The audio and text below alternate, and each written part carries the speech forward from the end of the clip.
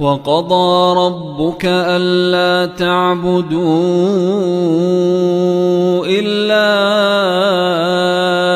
إياه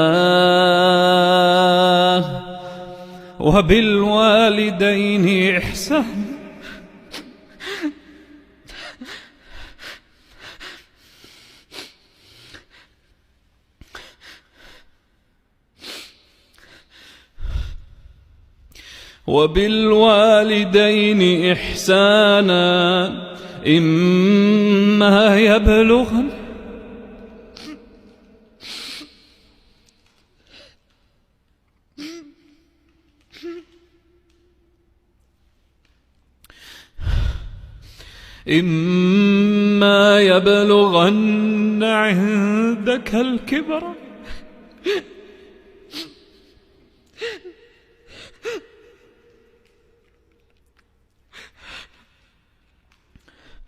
إما يبلغن عندك الكبر أحدهما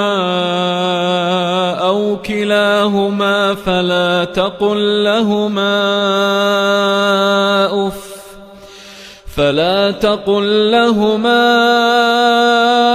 أف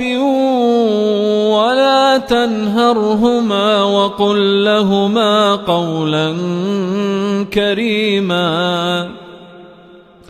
واخفض لهما جناح الذل من الرحمة وقل رب ارحمهما كما ربياني صغيرا